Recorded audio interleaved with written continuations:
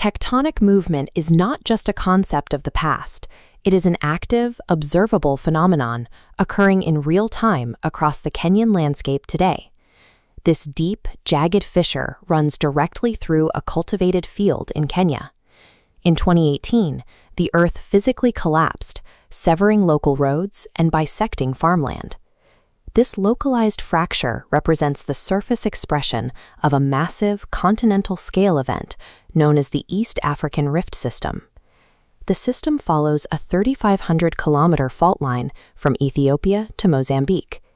It marks the boundary between the massive Nubian Plate to the west and the Somalian Plate to the east. Precise measurements show these plates diverging 6 to 7 millimeters every year.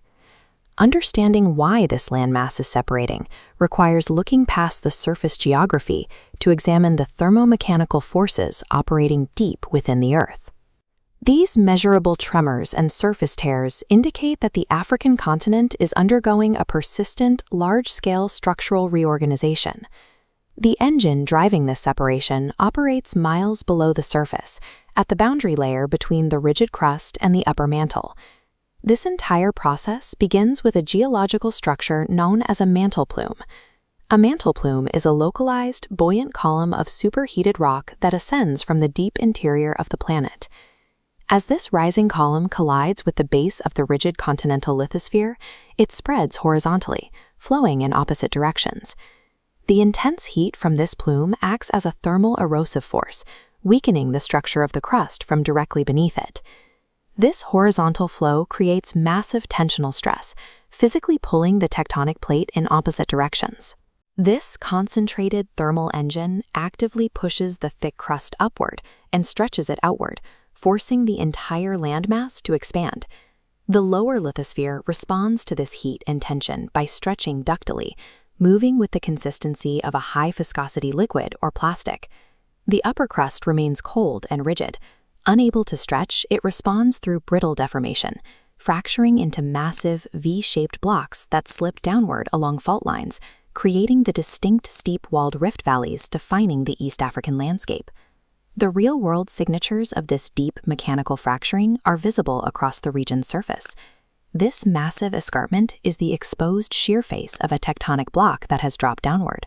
These iconic cliffs are the literal edges of a tectonic plate in the process of breaking. The finning of the crust also triggers the widespread volcanic activity found along the rift. This occurs through a principle called decompression melting.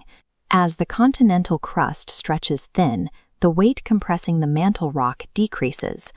This pressure drop causes the solid mantle rock to transition into liquid magma, allowing it to migrate upward through fractures in the brittle crust. The most advanced stage of crustal thinning is found in the Afar Triple Junction of Ethiopia.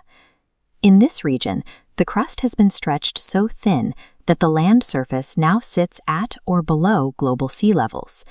This hyper-thin crust creates extreme surface conditions, including the brightly colored hydrothermal pools of the Danakil Depression, heated by magma reservoirs just below the surface.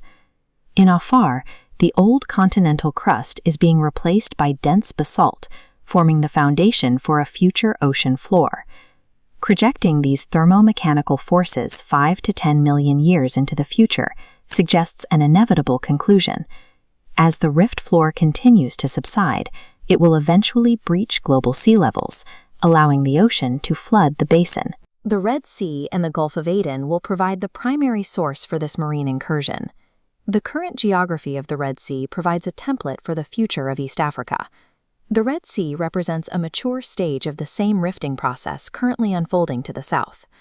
Over millions of years, the Somalian Plate will sever completely from the Nubian Plate, creating a new island continent.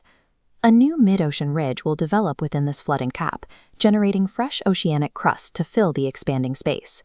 The fracture of Africa is the Wilson cycle in action, a reminder that continents are temporary configurations